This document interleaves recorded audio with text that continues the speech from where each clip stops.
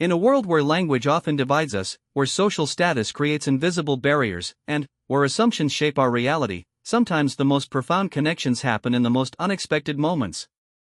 What happens when a single question, spoken in a mother tongue, reveals hidden depths in the most overlooked person in the room? What happens when understanding transcends position, when wisdom emerges from the shadows, and when a simple conversation changes everything we thought we knew about worth and value? This is the story of how one Arabic question, asked by a powerful man in a room full of educated professionals, was answered only by the person everyone had learned to ignore.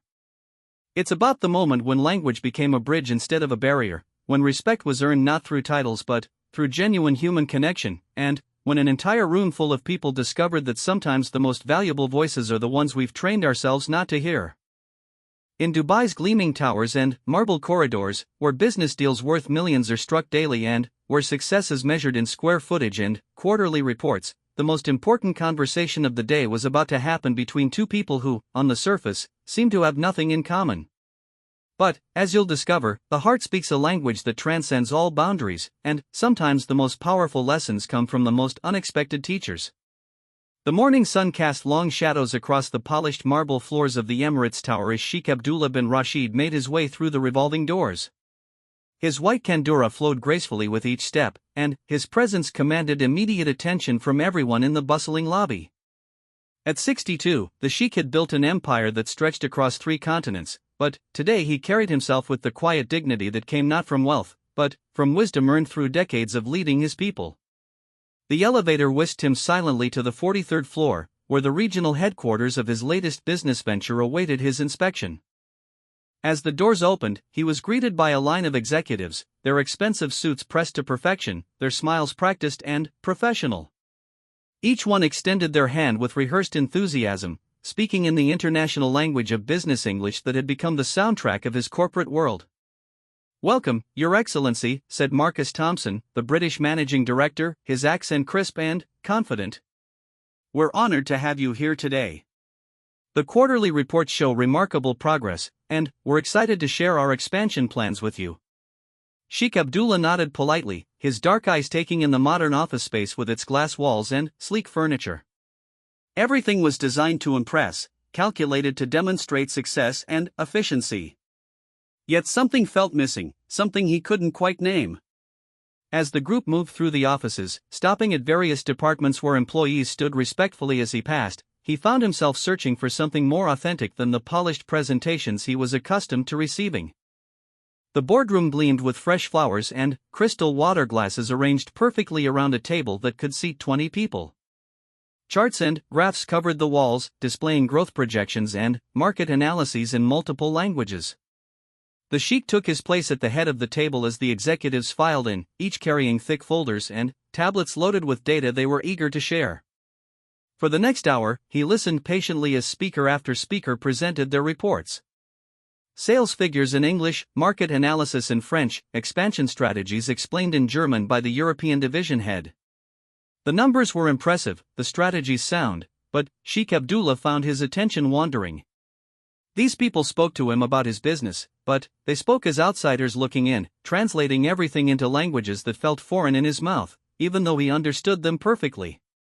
During a brief break, as the executives huddled around their devices and whispered among themselves about the presentation's progress, Sheikh Abdullah stepped out of the boardroom. The hallway was quieter here, lined with offices where middle management worked behind closed doors. He walked slowly, his hands clasped behind his back, listening to the soft sounds of productivity that hummed through the building. It was then that he noticed her. At the far end of the hallway, a woman in a simple navy uniform was carefully watering a large potted palm. She moved with quiet efficiency, adjusting the plant's position to catch the afternoon light streaming through the floor-to-ceiling windows. Her dark hair was pulled back in a neat bun, and she wore no makeup, but there was something peaceful about her presence that drew his attention. Unlike everyone else he had encountered that morning, she seemed completely absorbed in her task, unaware of his approach. As he drew closer, he could see that she was probably in her 30s, with kind eyes and gentle hands that handled the plants with obvious care. She hummed softly to herself as she worked, a melody he didn't recognize but found soothing. When she finally noticed his approach, her eyes widened in surprise, and she immediately stepped back, bowing her head respectfully. "Your Excellency," she said softly in accented English, her voice barely above a whisper. "I am sorry to disturb your visit. I will finish this later." She began to gather her supplies, clearly flustered by his unexpected presence. But Sheikh Abdullah raised his hand gently, indicating she should continue her work. Something about her genuine demeanor, so different from the calculated professionalism he had been experiencing all morning, made him want to linger in this quiet corner of his building. "Please, continue," he said in English, his voice kind. "You care for all the plants in the building?" She nodded, still not quite meeting his eyes. "Yes, sir. Every morning and evening. The plants, they need attention like people. Water, light, gentle words sometimes." He smiled at this, charmed by her simple philosophy. "And where are you from originally?" "From Lebanon, Your Excellency. I came here 5 years ago to work and send money to my family back home." Her English was careful, each word chosen with precision, but he could hear the musical accent of her homeland underneath. Sheikh Abdullah found himself genuinely curious about this woman who tended to his plants with such obvious devotion. In a building full of people eager to impress him with numbers and projections, here was someone whose work was purely about nurturing and care. As he watched her gentle ministrations to the palm tree, adjusting its position and checking its leaves for any signs of distress, he was reminded of his grandmother's garden in the desert, where every plant was precious and required individual attention to survive. The sound of approaching footsteps echoed down the hallway, and Marcus Thompson appeared, slightly out of breath and clearly concerned about his important visitor wandering off alone. "Your Excellency, we're ready to resume the presentation. The financial projections for next quarter are particularly impressive, and we'd love to get your thoughts on our proposed timeline for the expansion into the African markets." Sheikh Abdullah nodded but didn't immediately follow. Instead, he looked back at the woman, who had returned to her work but was clearly listening to their conversation. An idea began to form in his mind, sparked by something he couldn't quite articulate. All morning, he had been listening to people talk about his business, his investments, his future plans, but all in languages that, while familiar to him, weren't the language of his heart. "I'll be there shortly," he told Marcus, who hesitated for a moment before nodding and heading back toward the boardroom. As the sheikh stood there in the quiet hallway, watching this Lebanese woman care for his plants with such tenderness, he realized what had been missing from his morning. Authenticity. Connection. The kind of genuine human interaction that transcended job titles and quarterly reports. Everyone else had been performing for him, but she had simply been herself, focused on her work and unaware that her quiet dedication was more impressive than any presentation he had sat through. The afternoon sun shifted, casting new patterns of light across the marble floor, and Sheikh Abdullah made a decision that would surprise everyone in that gleaming tower. Instead of returning immediately to the boardroom where charts and graphs waited to be explained in multiple foreign languages, he would ask a simple question. But he would ask it in Arabic, the language that connected him to his roots, to his identity, to the part of himself that sometimes felt lost in the international world of business. Walking back toward the boardroom, he felt a lightness in his step that had been absent all morning. Behind him, he could hear the soft sounds of the woman continuing her work, humming her gentle melody as she moved from plant to plant. In a few minutes, he would discover whether anyone in that room full of accomplished professionals could meet him in the language of his heart, or whether the only genuine connection he would find in his own building would be with the woman who tended his plants in the hallway. The boardroom doors opened before him, and 20 expectant faces turned in his direction. The afternoon's presentations were about to begin, but first, Sheikh Abdullah had a question of his own to ask. A simple question in Arabic that would reveal far more than any quarterly report ever could about who truly understood the heart of the man behind the business empire they all worked so hard to impress. Sheikh Abdullah entered the boardroom with a different energy than before.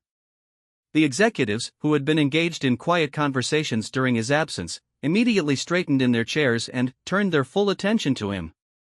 Marcus Thompson stood up, ready to launch into the next segment of their carefully planned presentation, but the Sheikh gestured for him to remain seated. "Before we continue with the reports," Sheikh Abdullah said, his voice carrying across the room with quiet authority, "I would like to share something with all of you. The room fell silent except for the soft hum of the air conditioning system. Tablets were set aside, pens poised over notebooks as everyone prepared to capture whatever wisdom their distinguished visitor was about to impart. The Sheikh walked slowly around the table, his hands clasped behind his back, making eye contact with each person as he passed. This morning, I have listened to excellent presentations in English, French, and German. You have shown me impressive numbers, sophisticated strategies, and detailed projections for the future of our business. Your hard work and dedication are evident in every chart and graph you have prepared. He paused, letting his words settle over the room like morning mist. The executives exchanged glances, unsure whether this was leading to praise or criticism. Dr. Sarah Chen, the head of market research, shifted slightly in her chair, while Antonio Rossi, the Italian operations director, tapped his pen nervously against his leather portfolio. However, the Sheikh continued, his voice taking on a more personal tone, I realize that in all these hours of discussion about my company, about my investments, about my vision for the future, we have been speaking in languages that, while I understand them well, are not the language of my soul. Marcus cleared his throat softly. Your Excellency, if you would prefer, we could arrange for translators, or perhaps we could review the materials in Arabic at a later time. Sheikh Abdullah smiled, but it was a smile that suggested the managing director had missed the point entirely. That is very thoughtful, Marcus, but what I am speaking about goes deeper than mere translation. I am talking about understanding, about connection, about knowing the heart behind the business. He stopped walking and stood at the head of the table, looking out through the floor-to-ceiling windows at the bustling city below. Dubai stretched out before him, a testament to vision and determination, but also a reminder of the delicate balance between progress and tradition that defined his life's work. I have a simple question I would like to ask, he said, turning back to face the room. It is not about quarterly projections or market analysis. It is a question about life, about family, about the things that matter most to us as human beings before we are executives and professionals. The room remained silent, but there was a tension now, an anticipation that suggested everyone understood something significant was about to happen. Sheikh Abdullah drew in a breath and spoke in clear, melodious Arabic. The question hung in the air like incense in a mosque. What truly makes you happy at the end of each day when you return home? For several long moments, the silence stretched across the boardroom. Eyes darted around the table as the executives processed what had just happened. Some looked puzzled, others embarrassed. Dr. Chen bit her lip and looked down at her hands. Antonio shifted in his seat and glanced at Marcus, who was clearly struggling to formulate a response. Your Excellency, Marcus began hesitantly, I'm afraid my Arabic isn't strong enough to fully understand your question. Perhaps if you could. Entschuldigung, interrupted Klaus Müller, the German division head, his face flushing slightly. Ich spreche kein Arabisch. I don't speak Arabic, he explained unnecessarily in German, as if his confusion had caused him to forget they had been conducting the meeting in English. One by one, the other executives began to murmur their apologies. Je ne parle pas arabe, whispered Marie Dubois from the French marketing team. No hablo arabe, added Carlos Mendez from the Latin American division.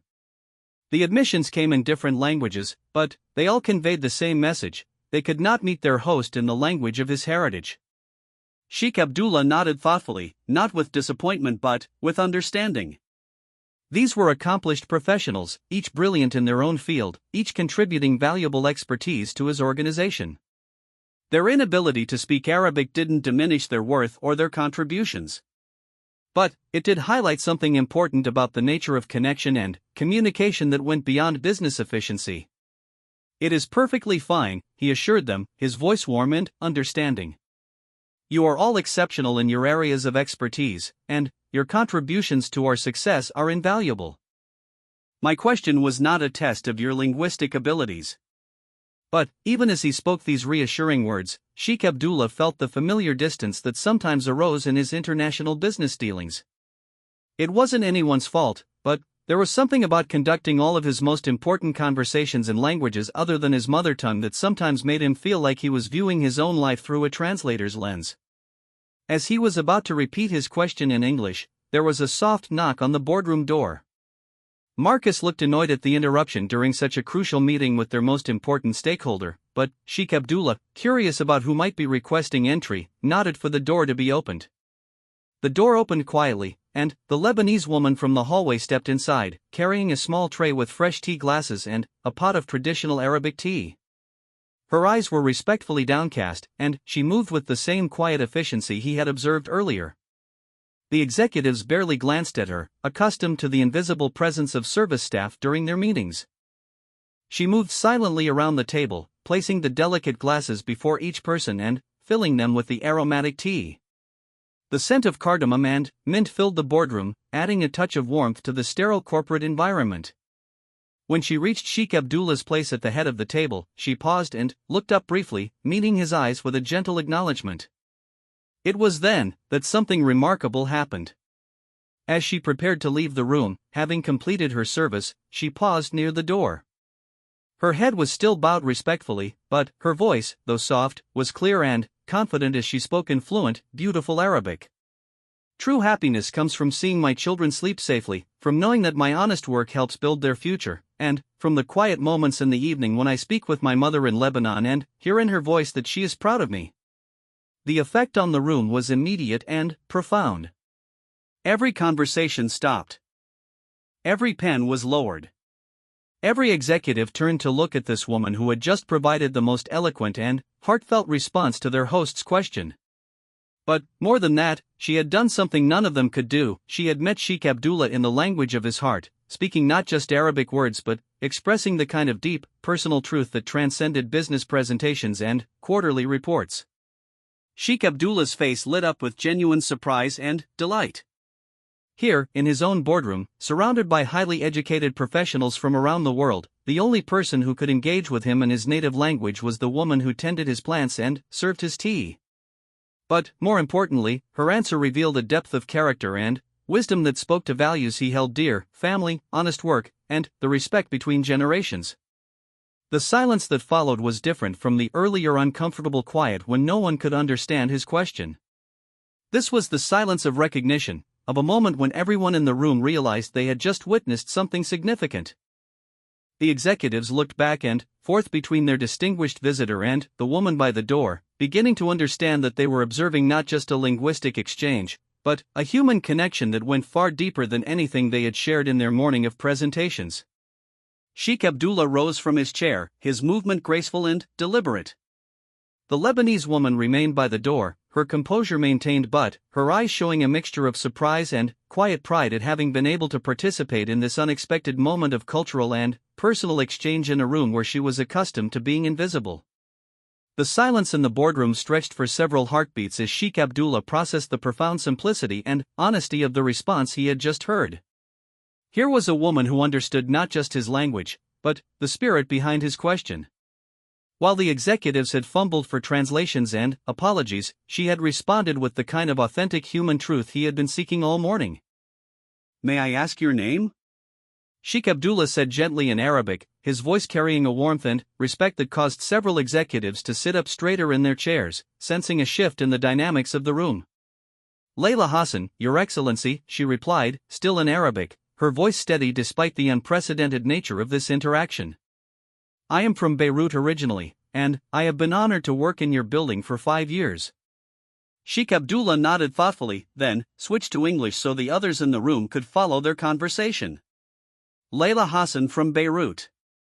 You have been taking care of our plants and serving our tea for 5 years, and yet this is the first time we have spoken." "Yes, Your Excellency. I try to do my work quietly and not disturb the important business that happens here." Her English was careful but clear, each word chosen with the same precision he had noticed in her Arabic response. "But what you just shared with us," Sheikh Abdullah continued, "your thoughts about happiness, about family, about honest work, these are not disturbances. These are exactly the kinds of important matters we should be discussing more often in rooms like this." Marcus Thompson shifted uncomfortably in his seat, clearly uncertain about how to handle this deviation from their planned agenda. The other executives watched with fascination and growing awareness that they were witnessing something that would likely be talked about in corporate corridors for years to come. Sheikh Abdullah walked around the table until he was standing near Layla, his posture respectful and his expression thoughtful. "You mentioned your children. How many do you have?" "Two, Your Excellency. A son who is 12 and a daughter who is 10. They are both excellent students, praise be to God. My son wants to be an engineer, and my daughter dreams of becoming a doctor." The pride in her voice was unmistakable, the same pride that resonated in homes from Lebanon to Morocco, from Egypt to the Emirates, wherever parents sacrificed for their children's future. "And your mother in Lebanon? You speak with her often?" "Every Friday evening, Your Excellency, after the children finish their homework. She tells me about the neighbors, about my brother's new baby, about the olive trees on our family's small farm. And I tell her about Dubai, about the kindness of the people here, about how the city grows more beautiful each year." Her eyes brightened as she spoke, and, for a moment, the formal boundaries of the corporate setting seemed to dissolve. Sheikh Abdullah smiled, a genuine expression that transformed his distinguished features. "The olive trees. I remember olive trees from my childhood visits to Palestine with my grandfather. There is something about them that connects us to our roots, no matter how far we travel." Dr. Sarah Chen, who had been listening intently, found herself drawn into the conversation despite her earlier embarrassment. "I have a similar connection with my grandmother in Beijing," she said quietly. "She tends a small garden behind her apartment building, and, when I call her, she always tells me which vegetables are ready for harvest." Antonio Rossi nodded, his earlier nervousness replaced by something more genuine. "My nana in Tuscany, she makes the same pasta sauce her mother taught her. When I smell basil now, even here in Dubai, I think of her kitchen." What followed was remarkable. One by one, the executives began sharing their own connections to family, to tradition, to the simple things that brought them joy at the end of long days filled with meetings and deadlines. Klaus spoke about his father's workshop in Bavaria, where hand-carved wooden toys still brought children delight in an age of digital entertainment. Marie shared memories of her grandmother's garden in Provence, where every herb had both culinary and medicinal purposes passed down through generations. Sheikh Abdullah listened to each story with the same attention he had given to their morning presentations, but this time his engagement was different. This time, they were sharing not just professional competencies but human experiences that resonated with universal themes of love, sacrifice, continuity, and hope. "This," he said finally, his voice carrying quiet authority, "this is what I was searching for this morning. Not criticism of your excellent work, not dissatisfaction with your presentations, but connection to the human heart that drives all of our endeavors." He looked around the room, his gaze taking in each face, then settling again on Layla, who had remained standing quietly by the door throughout the extended conversation. "Layla, you have taught us something important today. You have shown us that wisdom and insight are not limited to corner offices and advanced degrees. You have demonstrated that the ability to connect with others' experiences, to respond with authenticity and heart, is a gift that transcends job titles." "Your Excellency is too kind," Layla replied modestly, but there was a quiet dignity in her bearing that suggested she understood the significance of what had transpired. Sheikh Abdullah turned to Marcus Thompson, whose expression had evolved from confusion to admiration throughout the afternoon's unexpected turn.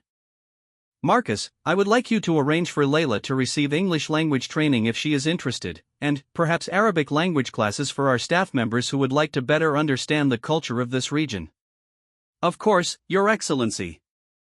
"I think that's an excellent initiative," Marcus replied, and, for the first time all day, his enthusiasm felt completely genuine rather than professionally calculated. "Furthermore," Sheikh Abdullah continued, "I would like to establish regular monthly meetings where we discuss not just business metrics but the human elements that drive our success.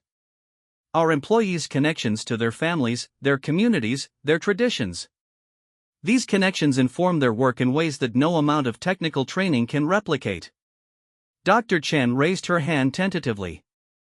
"Your Excellency, if I may suggest, perhaps we could also invite different staff members to these meetings, not just senior management. There might be other perspectives and insights we've been missing." "An excellent suggestion, Dr. Chen. Diversity of perspective includes diversity of experience and position within our organization." Sheikh Abdullah's approval was evident in his warm tone. As the afternoon sun began to cast longer shadows through the boardroom windows, Sheikh Abdullah reflected on the unexpected journey this day had taken. He had arrived that morning prepared for the usual routine of corporate presentations and strategic discussions. Instead, he had discovered something far more valuable, a reminder that his business empire was ultimately about people, about the human connections that give meaning to financial success. "Layla," he said, switching back to Arabic for a moment, "thank you for reminding us what is truly important." "It was my honor to share, Your Excellency," she replied in Arabic, then added in English for everyone's benefit, "and it gives me great happiness to know that my children will grow up in a world where understanding between people is valued as much as business success." The meeting that had begun with quarterly reports and expansion strategies ended with something unprecedented, a room full of successful professionals who had rediscovered the importance of human connection in their work. They had learned that sometimes the most profound insights come from unexpected sources, and that the ability to bridge cultural and linguistic differences is one of the most valuable skills in an increasingly interconnected world. As the executives began gathering their materials, their conversations continued to center not on the presentations they had prepared but on the stories they had shared and the connections they had discovered. Layla quietly collected the empty tea glasses, but now her movements were acknowledged with grateful nods and words of thanks from people who had previously barely noticed her presence. Sheikh Abdullah remained in the boardroom for a few minutes after the others had left, looking out at the city skyline as the late afternoon light painted the buildings in shades of gold and amber. Dubai stretched before him, a city built on the dreams and hard work of people from dozens of countries, each contributing their own traditions and perspectives to create something entirely new. His simple question in Arabic had been answered by only one person, but that answer had opened a door to understanding that enriched everyone in the room. Sometimes, he reflected, the most important business lessons have nothing to do with profit margins and everything to do with recognizing the full humanity of the people who make success possible. The sound of soft footsteps in the hallway drew his attention, and he turned to see Layla passing by with her plant care supplies, humming the same gentle melody he had heard earlier. This time, however, several of the executives had lingered in the hallway to speak with her, asking about her children, her family in Lebanon, and her work caring for the building's greenery. In that moment, Sheikh Abdullah knew that his question had accomplished something more valuable than any quarterly report. It had transformed a corporate environment into a human community, and reminded everyone present that the greatest business success comes not from treating people as resources, but from recognizing and nurturing the connections that make us all part of something larger than ourselves.